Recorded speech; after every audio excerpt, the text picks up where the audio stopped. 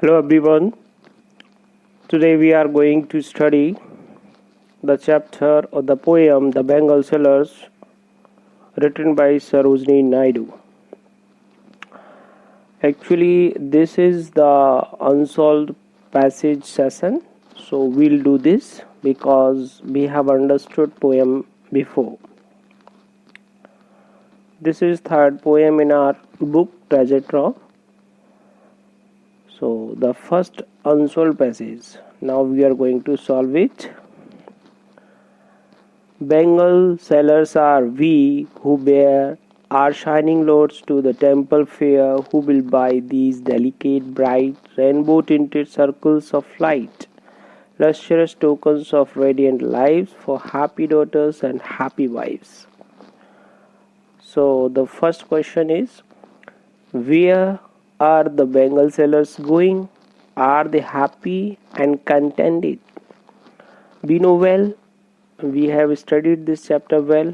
That's why we know the bangle sellers are going to the temple fair to sell their bangles to the maidens and married women in order to earn money.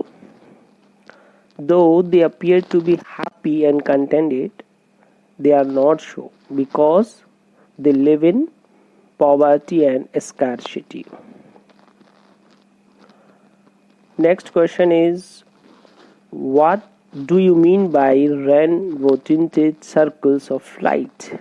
What kind of literary figure is it?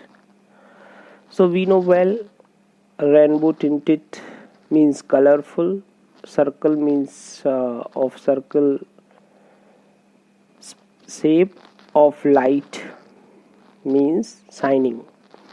So the literary device in rainbow-tinted circles of light is an imaginary, because imagine has been done here.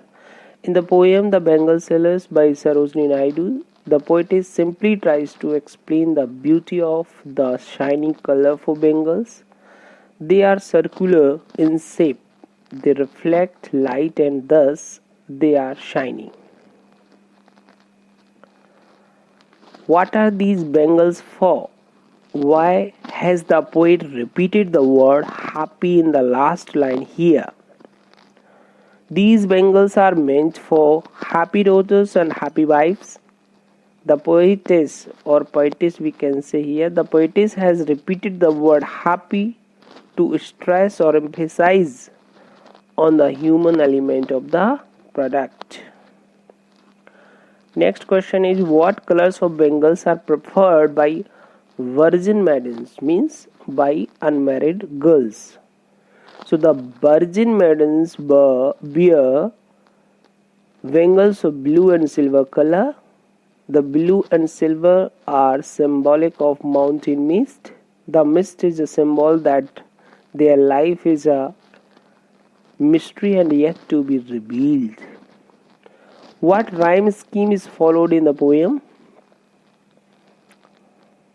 So alternate rhyme, it is also known as ABAB rhyme scheme. It rhymes as ABAB, CD CD, EF EF, GH GS. Valid. It contains 3 stanzas with the rhymes scheme of ABA, BBC, BC, followed by BC, BC.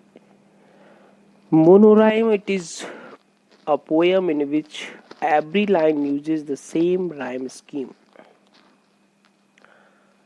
Now next passage is, some are made for a maiden's wrist. Maiden's wrist means for unmarried girls. Silver and blue as the mountain mist. Some are flushed like the birds that dream on the tranquil brow of a woodland stream. Some are aglow with the bloom that cleaves to the limpid glory of new worn leaves. Who is the narrator? We know well. Narrator is a poetess named Sarojini Naidu. What has been described earlier? In this poem, she describes the significance and the beauty of bangles for virgins, ladies, and old women. In which context is in which context is the expression the mountain mist used here? The expression the mountain mist is used to describe the silver and blue colored bangles for the virgin maiden who appears as innocent and delicately beautiful as the mist in the mountains. How has the poet described pink bangles? So the pink and reddish means flushed bangles are compared to the birds that peep as if dreaming from the calm and quiet bank, tranquil brow of a river that flows through the woods, means woodland stream, which has been given in the poem. Explain. Some are aglow with the bloom, new-born leaves.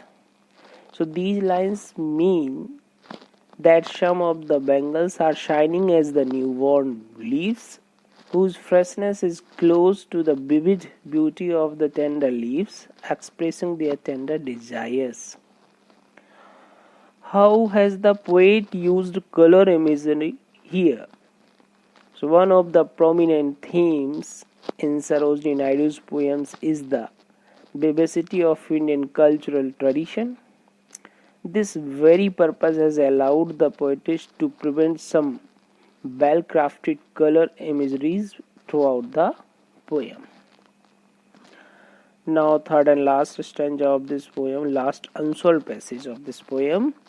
Some are like fields of sunlight corn, meet for a bride on her bridal morn. Some like the flame of her marriage fire, or rich with the hue of her heart's desire, tinkling, luminous, tender and clear, like her bridal laughter and bridal tear.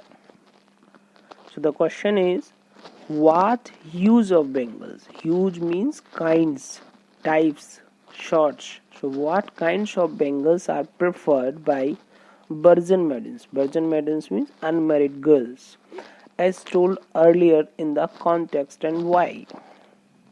So we know very well.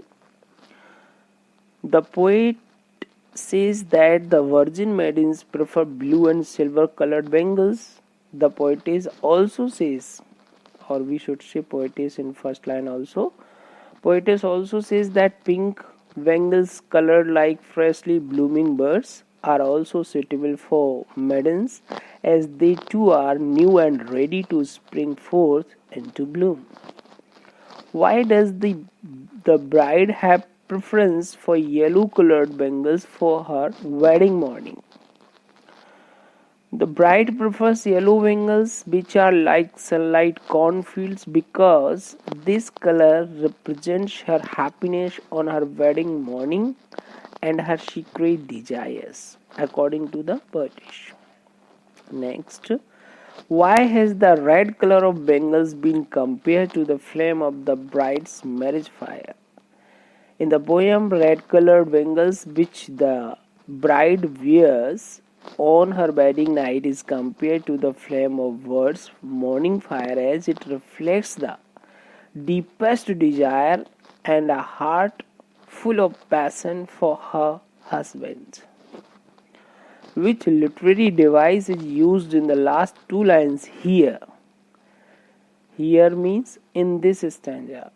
So simile is the device in it, because when we compare two things, when we use as and like words.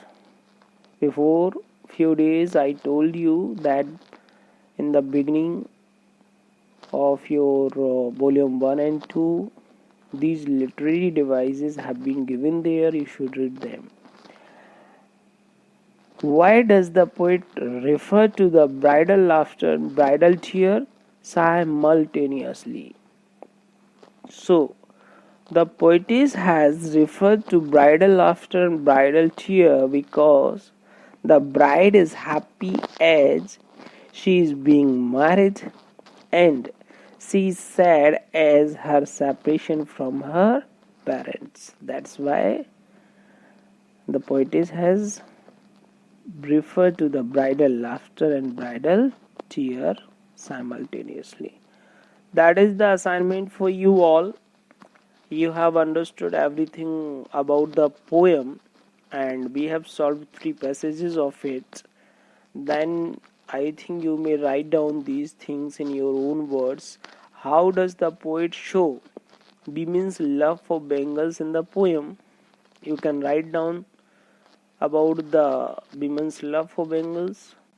Many things we have read, because in every stage of life, Bimins bear Bengals. They are crazy for them, but they choose color according to their age. So you may write down many things. Second question is, discuss visual imagery used in the poem. What do you think of it? Visual imagery means when you read the poem, then any image comes in your mind, that is called visual imagery. So whatever images comes or occurs in your mind, you should write down about them. And what do you think of it? Means it's good or bad, you are to write down here. So I would suggest you should write down them. If any problem, then you can discuss. Okay, so bye for today.